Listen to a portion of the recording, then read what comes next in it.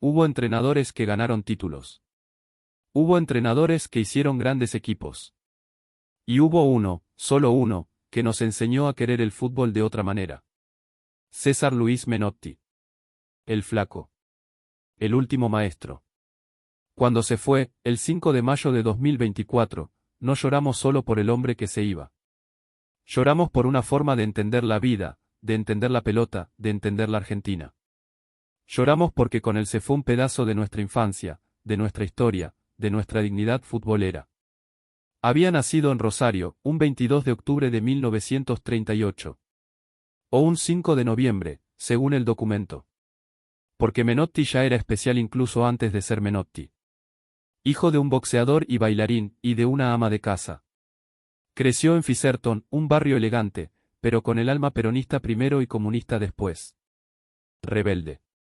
De esos pibes que pintaban paredes y se armaban líos. De esos que después, cuando agarraban la pelota, entendían que ahí adentro también se podía ser libre. Debutó en Central, su Central, en 1960. Hizo 46 goles en 86 partidos. Un 9 atípico, habilidoso, de media distancia. Después vino Racing, Boca, pero en el medio, una escala que le marcó la vida, Brasil. El Santos. Compañero de Pelé. El fútbol como arte, como disfrute, como baile. Eso ya no se lo sacaba más nadie. Se retiró joven, a los 31 años. Pero en realidad, recién empezaba. A los 32 años, un flaco, casi desconocido, agarró Huracán. El equipo estaba último. La gente no creía. Pero él sí. Y entonces, en 1973, pasó algo que no tenía nombre. Un 4 de marzo, Huracán le metió 6 Argentinos Juniors. Y después 5 a Central. Y la cancha rival aplaudiendo. Sí, aplaudiendo. Porque lo que hacía ese equipo no era solo ganar, era emocionar. René Hausemann, ese pibe que Menotti descubrió en la nada misma, volaba por la derecha. Babington, Brindisi, el Coco Basile. Un ballet. Fútbol total. Salvaron al fútbol argentino, dijo el después. Y no exageraba. Porque ese Huracán no fue solo un campeón. Fue una declaración de principios. Una forma de decir, se puede ganar jugando bien. Se puede ganar siendo lindo. Se puede. De ahí lo llevaron a la selección. Y cuando llegó, en el 74, esto era un desierto. Nadie quería venir. Los jugadores pedían disculpas por no estar disponibles. Menotti puso condiciones. Dijo, los menores de 25 años no se venden al exterior. Dijo, vamos a jugar contra cualquiera, donde sea, para aprender. Dijo, la selección se respeta. Y construyó.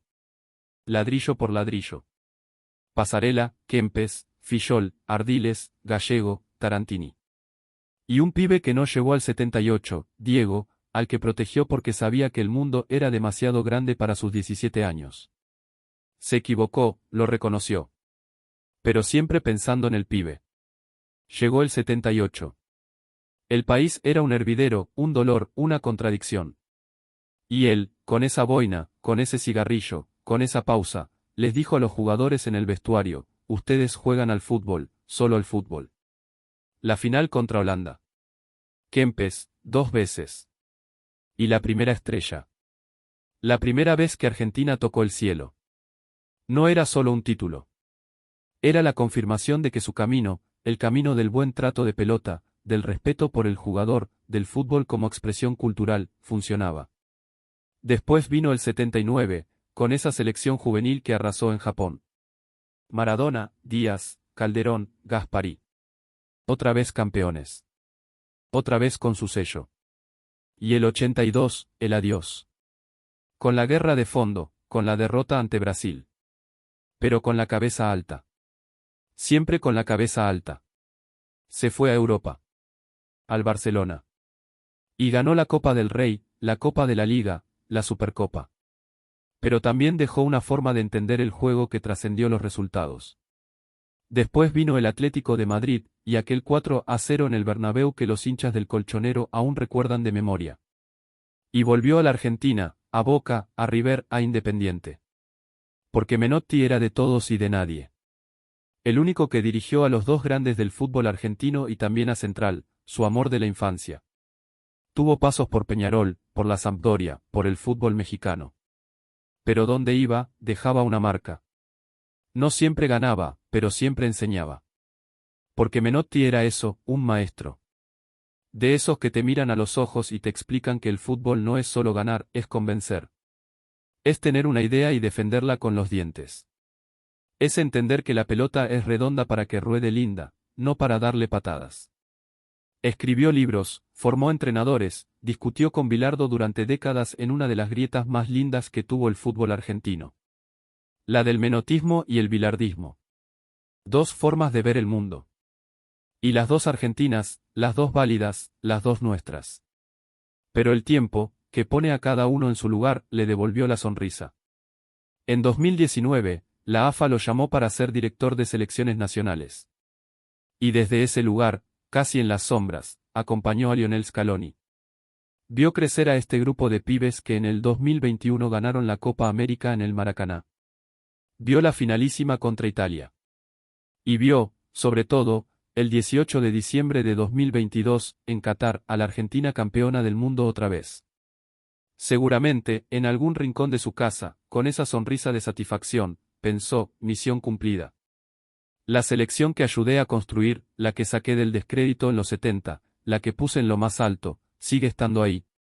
Sigue siendo nuestra. El 30 de marzo de 2024 entró en un hospital de Buenos Aires. Un cuadro de anemia severa, dijeron. Pero los que lo conocían sabían que el flaco era de hierro. Que había sobrevivido al tabaco, a los excesos, a las presiones. Que iba a salir de esta también. Pero no. El 5 de mayo, el fútbol argentino se quedó sin voz. Se quedó sin esa figura larguirucha, sin esa boina, sin ese cigarro colgando de la boca, sin esas declaraciones que eran poesía pura. Se fue César Luis Menotti. Pero no del todo. Porque cada vez que un equipo intente jugar bien, cada vez que un técnico diga que la pelota se quiere divertir, cada vez que un pibe agarre la redonda y encare sin miedo, él va a estar ahí. En el huracán del 73. En la noche del 78. En los juveniles del 79. En el Barcelona de los 80. En cada charla técnica, en cada conferencia de prensa, en cada discusión de bar sobre cómo se juega al fútbol. El flaco se fue, sí. Pero nos dejó todo. Nos dejó la primera estrella. Nos dejó una forma de jugar. Nos dejó la idea de que el fútbol puede ser arte. Nos dejó, sobre todo, la certeza de que se puede vivir con dignidad, con convicción, con la frente alta. Gracias, flaco. Gracias por los goles, por las vueltas olímpicas, por las peleas, por las ideas. Gracias por enseñarnos que el fútbol es una cosa seria, pero también una cosa hermosa. Gracias por ser el último maestro. Y ahora, que estás en alguna cancha de cielo, con Pelé, con Diego, con Hausemann, con todos los que se fueron antes, seguí enseñando. Seguí mostrándoles cómo se juega. Seguí siendo vos. Siempre vos. El flaco. El nuestro. César Luis Menotti.